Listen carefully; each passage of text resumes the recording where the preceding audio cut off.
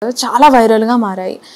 అది టెస్టింగ్ జరిగిందా? అడల్ట్రేషన్ జరిగిందా? మీకు తెలిసిన ఇన్ఫర్మేషన్ దీన్ని ఎలా చూడాలి? ఎందుకు అంటే అధికార పార్టీ, ప్రతిపక్ష పార్టీ ఎన్నో ఆరోపణలు చేసుకుంటారు, ఎన్నో విమర్శలు చేసుకుంటారు.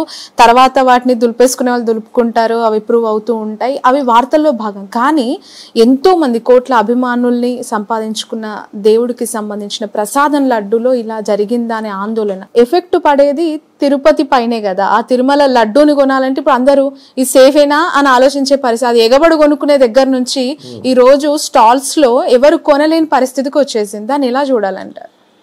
ఇప్పుడు కాఫ్ టెస్ట్ అనేటువంటిది సాధారణంగా చాలా సంవత్సరాల నుంచి కూడా చంద్రబాబు నాయుడు గారి హయాంలో కూడా జరిగింది.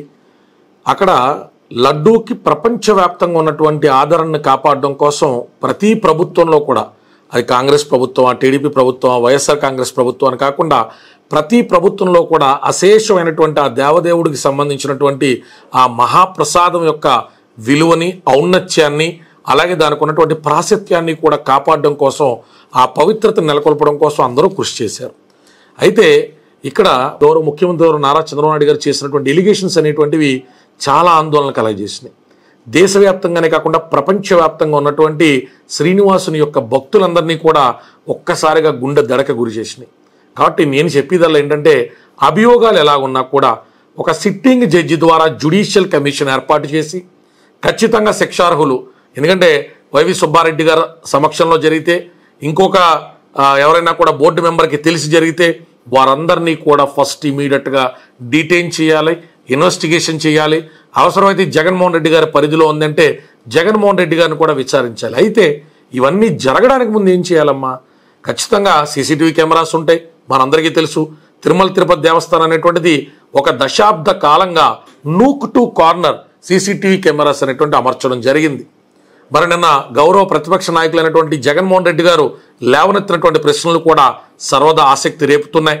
ఆయన చెప్పేదల్లా ఈ కాఫ్ టెస్ట్ అనేటువంటిది ఏదైతే రొటీన్ మేనర్లో ఒక 14 టన్నులో 15 టన్నులో స్వామివారి ప్రసాదం కోసం వచ్చేటువంటి నెయ్యి ఉంటుందో, ఆ ఆవు నెయ్యిని పరీక్షించిన తర్వాతే లోపల పంపుతాం కదా. పరీక్షించిన తర్వాత దాంట్లో ఏదైనా ఎక్స్టర్నల్ ఫ్యాట్స్ అనేటువంటివి యాడ్ అయితే తిరిగి వెనక్కి పంపుతాం కదా. టీడీపీ హయాంలో కూడా 14-15 సార్లు పంపారు కదా. మా హయాంలో 18 సార్లు పైనే పంపినట్టు వెబ్సైట్లోను రిజిస్టార్లో కనబడుతుంది కదా. మరి ఈ ఫలానా తారీఖున జరిగింది అని చెప్తున్నటువంటి ఈ టెస్టు జరిగిన తర్వాత ఏదైతే మనం వంటశాల అనుకుంటామో ఆ పవిత్రమైనటువంటి వంటశాల దాకా కూడా సుబ్బారెడ్డి గారు ఇంకొకరిలో ఇన్ఫ్లుయెన్స్ చేసి టెస్ట్ రిపోర్ట్స్ పక్కన పెట్టండి, పంపించండి అని పంపించారా? ఆధారాలు తీసుకొచ్చి దాని మీద యాక్షన్ తీసుకోమని చెప్తా ఉన్నారు. కాబట్టి ఖచ్చితంగా ఈరోజు 50 మంది భక్తులు మదిలో ఈరోజు నెలకొన్నటువంటి ఆందోళన ఏదైతే ఉందో దాన్ని నారా లోకేష్ గారు అలాగే చంద్రబాబు నాయుడు గారు కూడా బాధ్యతను స్వీకరించి, ఇది కేంద్ర ప్రభుత్వం ఇంకోళ్ళు ఇన్వాల్వ్ అయ్యేది కాదు.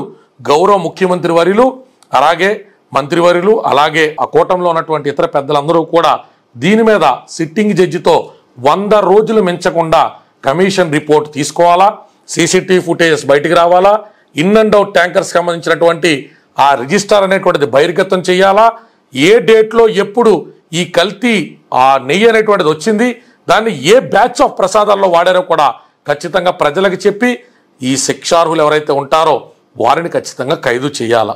ఎందుకంటే ఎవిడెన్స్ లేనటువంటి ఎలిగేషన్స్ వల్ల గౌరవనీయులైనటువంటి ముఖ్యమంత్రి వర్యులు ఆయన ప్రభుత్వానికి సంబంధించే అది బ్యాక్లాష్ అవుతుందని ఆయనకు కూడా తెలుసు కదా. కాబట్టి ఇందులో ఏదో ఆధారం ఉండుంటుంది. అయితే ఇందులో ఇచ్చినటువంటి టెస్ట్ రిపోర్టు మనందరం చూస్తే ఆ టెస్ట్ రిపోర్ట్ కిందే స్పష్టంగా 7 పాయింట్లలో రాస్తుంది. ఏమని? ఈ రకంగా పాజిటివ్ వచ్చినప్పటికీ ఆ ఎక్స్టర్నల్ యానిమల్ ఫ్యాట్ అనేటువంటిదే కాదు, ఆవు ఒకవేళ జ్వరంతో ఉన్నా, అది ఒట్టి ఆవు అయిపోయినా, దానిలో పాలు అనేటువంటివి తగ్గేటువంటి పరిస్థితుల్లో ఉన్నా, రకరకాల పారామీటర్స్ ద్వారా కూడా ఈ రకంగా external animal fat and adulteration జరిగింది అనేటువంటి రిపోర్ట్ వచ్చే అవకాశం ఉంది అని ఇదే కాఫ్ రిపోర్ట్లో కింద ఉన్నటువంటి 7 పాయింట్స్లో ఉంది. మనప్పుడు నేను నిపుణులతో చర్చించినప్పుడు ఏం చెప్తున్నారు? స్పెసిఫిక్గా బీఫ్కి సంబంధించినటువంటి ఆ ఫ్యాట్ అనేటువంటిది కలిపారా, లేదా ఇంకేదైనా వెజిటేబుల్ ఎక్స్ట్రాక్ట్ నుంచి కలిపారా, ఇది నెయ్యగా మారడం కోసం కృత్రిమంగా దీని అడల్ట్రేషన్ కోసం ఏ విధమైన ఇంగ్రీడియంట్స్ కలిపారు, ఎలా మలినం చేశారు అనేటువంటి విషయాన్ని రాబట్టడానికి మోర్ స్పెసిఫిక్ టెస్ట్స్ అవసరం అని చెప్తున్నారు. సో మనకి నేషనల్ సైన్స్ ల్యాబొరేటరీస్ ఉన్నాయి, ఫోరెన్సిక్ ల్యాబొరేటరీస్ ఉన్నాయి. ఖచ్చితంగా ఆ ల్యాబొరేటరీ సహాయంతో అడ్వాన్స్డ్ టెస్ట్ ద్వారా ఈ శాంపుల్స్ కలెక్ట్ చేసినటువంటి ట్యాంకర్ ఇన్ఫర్మేషన్ కానించి ఆ శాంపుల్స్లో ఉన్నటువంటి స్పెసిఫిక్ అడల్ట్రేషన్ రీజన్ అయినటువంటి ఇంగ్రీడియంట్ని ఫైండ్ అవుట్ చేయాలా. ప్రజల మదిలో ఆ లడ్డూను చూసినప్పుడు కలిగేటువంటి ఆ మహోన్నతమైన పవిత్రతని తిరిగి నెలకొల్పడంలో ప్రస్తుత ప్రభుత్వం చిత్తశుద్ధిగా వ్యవహరించాలి. ఓకే, ఈ ఎస్పెషల్లీ గతంలో కూడా అనేక సార్లు అనుమానాలు వచ్చాయి. ఎవరు ఇంత పెద్ద స్టేట్మెంట్ అయితే ఇవ్వలేదు. ఎందుకు అని అంటే అది పవిత్రత ప్లస్ సెంటిమెంట్, ఎమోషనల్ బాండింగ్ అది శ్రీనివాసుడితో మీరు అన్నట్లుగా కూడా. బట్ ఇప్పుడు ప్రతిపక్ష నాయకుల వల్లనే, వాళ్ళు పట్టించుకోకపోవటం వల్లనే ఇలా జరిగింది అనేది మరీ చంద్రబాబు గారు చెప్తూ ఉన్నమాట. సార్, ఇప్పుడు టెస్టింగ్ జరుగుతుంది, బట్ జరిగిన తర్వాత ఎవరైనా వ్యక్తుల వల్ల ఇదేమైనా జరిగి ఉంటుందనే అనుమానాలు కూడా చాలా మందికి కలుగుతూ ఉన్నాయి. అలా బయట తీయాల్సిన బాధ్యత ఎవరిదమ్మా? ప్రభుత్వానిదే కదా. ఎవరు ఇన్వెస్టిగేషన్ ఏజెన్సీస్ అన్ని వాళ్ళ చేతిలో ఉన్నాయి కదా. అసలు రాజకీయాలకు ప్రమేయం లేకుండా హిందూ దేవాలయాలు అనేటువంటివి అటానమస్గా అక్కడ ఉన్నటువంటి భక్తుల యొక్క సంరక్షణలో ఉండేటువంటి రోజు రావాలని నేను మనస్ఫూర్తిగా కోరుకుంటానమ్మా. ఈ రకమైన రాజకీయ రంగులు అనేటువంటివి, భక్తి అనేటువంటిది ఒక మనిషికి సంబంధించినటువంటి బలహీనతే కాదు, ఒక మనిషికి సంబంధించిన బలం కూడా. ఆ పారవస్యంలో మనిషి తనకు ఉన్నటువంటి కష్టాలు మర్చిపోతాడు, కర్మ సిద్ధాంతాన్ని నమ్ముతాడు, దేవుడే కాపాడుతాడు అనుకుంటాడు, దైవ ప్రసాదాన్ని పునర్జన్మకి దారి తీసేటువంటి దానిగా, పాప ప్రక్షాళన చేసేటువంటి సాధనంగా భావిస్తాడు. అటువంటి ప్రసాదాల చుట్టూ కూడా రాజకీయాలు సాగేటువంటి పరిస్థితి ఈ రాష్ట్రంలోనే కాదు, ఏ రాష్ట్రంలో ఉన్నటువంటి ఏ దేవాలయానికి సంబంధించినటువంటి భక్తుడికి కూడా రాకూడదని మనస్ఫూర్తిగా కోరుకుంటాం. ఇక్కడ ఏది నిజం ఏది అబద్ధం అని తేలేటువంటి లోపల ఒక భక్తుడికి సంబంధించినటువంటి మనోభావాలే కాకుండా భక్తి భావనే పూర్తిగా అడుగంటిపోయేటువంటి పరిస్థితి, భయంతో నిండిపోయేటువంటి పరిస్థితి.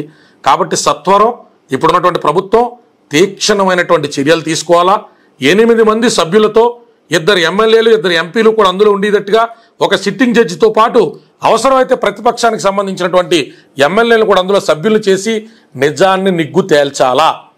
3 నెలల పట్నం ఉండి 6 నెలల పట్నం ఉండి విషయానికి సంబంధించి వివరణ అయితే మాత్రం రావాలా. తప్పు చేసినటువంటి వ్యక్తులు దొరికితే మాత్రం కఠినాతి కఠినమైన శిక్షలు మరొకసారి ఏడుకొండల వెంకటేశ్వర స్వామి వైపు చూడకూడనటువంటి పరిస్థితుల్లో శిక్షించబడాలి. ఈ జానీ మాస్టర్ కేసుకి సంబంధించి పొలిటికల్ ఇంటర్ఫియరెన్స్ అవ్వచ్చు, ఇండస్ట్రీలో కొంత పెద్ద హీరోల ఇన్వాల్వ్మెంట్ ఉంది. ఈ కేసులో వెనక ఉన్నది టాప్ హీరో లేడీ కొరియోగ్రాఫర్కి పాట ఇవ్వటం వల్లనే జానీ మాస్టర్ వద్దు అన్నారు. ఎందుకు వద్దంటున్నారు అని చెప్పి దాన్ని ఇన్ డెప్త్కి వెళ్ళి చూసినప్పుడు ఈ ఇష్యూ అంతా బయటకు వచ్చి కేసు పెట్టించారు మాస్టర్ పైన అనేది ఒక వార్త వినిపిస్తోంది. ఏమో నాకు తెలిసి నేను అల్లు అర్జున్ గారు డైరెక్ట్ ఇందులో ముసుగులో గుద్దులాట అనవసరం. అల్లు అర్జున్ గారు అట్లాంటి స్వభావం ఉంటుందని నేను అనుకోవట్లా. అభియోగాలు ఏవైనా కావచ్చు కానీ జానీ మాస్టర్ ఒక్కలే కాదు కదా, ఇంకా చాలా మంది మాస్టర్లు ఉంటారు. జానీ మాస్టర్ కూడా తనకు ఆఫర్ వచ్చింది అనేది చాలా స్పెక్యులేషన్ అమ్మా. ఆఫర్ వస్తే అమ్మాయి ప్రతిభట్టు వచ్చి ఉంటుంది. జానీ మాస్టర్ మీద కేసు పెడతానంటే అల్లు అర్జున్ గారు ఇచ్చేది ఏంటమ్మా?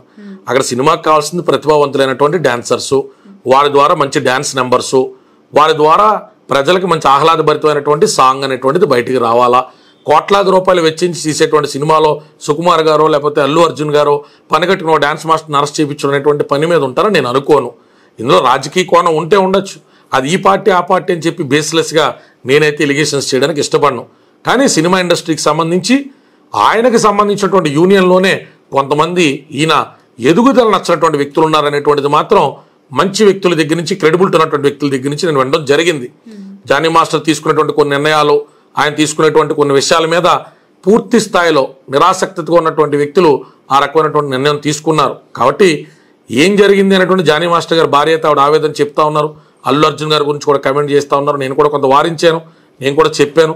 అటు ఆ అమ్మాయి విక్టిమ్ మీద కూడా మీరు ఎలా పడితే అలా ఇప్పుడేం మాట్లాడద్దమ్మా, ఎన్ని బెయిల్ విషయంలో ఇబ్బంది అవుతే అల్లు అర్జున్ గారు లాంటి ఒక దేశం మొత్తం కూడా గుర్తించదగ్గటువంటి వ్యక్తి అరవింద్ గారి అబ్బాయి గురించి, చిరంజీవి గారి మేనల్లుడి గురించి కూడా అంత స్పీడ్గా వద్దమ్మా. మంచి కుటుంబం, చరణ్ గారు కానీ అర్జున్ గారు కానీ ఒక స్పోర్టు స్పిరిట్తో ముందుకు సాగేటువంటి వ్యక్తులు కాబట్టి అట్లా వద్దని వారించడం, చెప్పడం మన బాధ్యత, వినడం వినకపోవడం వారి వ్యక్తిగత. బట్ ఎక్కువగా ఈ ఇష్యూ జరిగినప్పటి నుంచి కూడా వినిపిస్తున్న ఏకైక లైన్ ఏంటి అంటే రామ్ చరణ్ అంటే mega family versus Allu Arjun family మధ్యలో జరుగుతున్న ఈ ఇష్యూస్లో, ఈగో క్లాషెస్లో జానీ మాస్టర్ బలయ్యాడు, అతని మీద కేసు ఈ ఈగోస్తోనే, ఈ రెండు కుటుంబాల ఈగోస్తో కొనసాగుతుంది అనేది అది ప్రాక్టికల్గా డీకోడ్ చేద్దాం అమ్మా. జానీ మాస్టర్ అనేటువంటి వ్యక్తిని ఇరికించడం వల్ల ఎవరికైనా వచ్చేటువంటి లాభం ఏముంటుంది? జనసేనకు అలైన్ అయి ఉండడం వల్ల, జనసేనకు అలైన్ ఉండడం వల్ల జనసేనలో ఏమైనా కీలకమైన బాధ్యతలు వహిస్తున్నారా? జనసేన ద్వారా ఆయన ఏమైనా రాష్ట్ర వ్యాప్తంగా ప్రభావితమైనటువంటి పర్యటనలు చేశారా? ఒక భార్యతో 10 లక్షల ఓట్లు ఆయన ప్రభావితం చేసి అటు ఇటు మార్చేటువంటి స్థాయిలో ఆయన వర్క్ చేసేటువంటి స్పేస్ పోనీ ఆయనకు దొరికిందా? 1 నెల 2 నెలల పాటు పూర్తిగా చిత్తశుద్ధితో ఆయన పార్టీ కోసం పనిచేసి ఉండొచ్చు.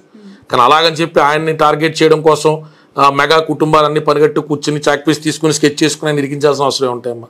అవన్నీ ఏదో గట్టి మీద కూర్చున్నటువంటి మాటలు, అవి నిరాధారమైనటువంటి మాటలు, వాళ్ళకి నచ్చినటువంటి విధానంలో వాళ్ళు రాసుకుంటారు తప్ప దాని మీద అసలు అల్లు అర్జున్ అనేటువంటి వ్యక్తికి ఏం అవసరం ఉంటుందమ్మా? What will he get out of it? ఆ కుటుంబాలకు మధ్య రైవల్రీ ఎందుకు ఉంటుంది? అని పిచ్చి మాటలు. చాలా దగ్గరగా కుటుంబాలతో ట్రావెల్ చేసినటువంటి వ్యక్తి నాకు తెలీదా? అసలు ఎప్పుడు చిరంజీవి గారు అసలు అంటే అన్ని పట్టించుకుంటారని కూడా నేను అనుకోను.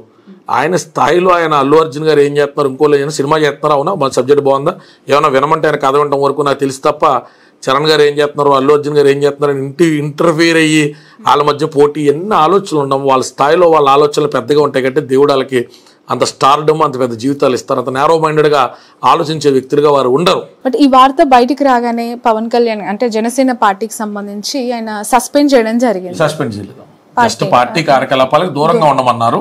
ఎందుకంటే అభియోగాన్ని ఎదుర్కొంటున్నారు కాబట్టి ఆ ట్రెమర్స్ అనేటువంటి పార్టీ రెగ్యులర్ కార్యకలాపాలకి అడ్డు రాకూడదని అనుకుంటారు. షోకాజ్ నోటీస్ ఇచ్చుంటే బాగుండేది, ఆయన వివరం తీసుకుంటే బాగుండేది నేను అనుకుంటున్నాను.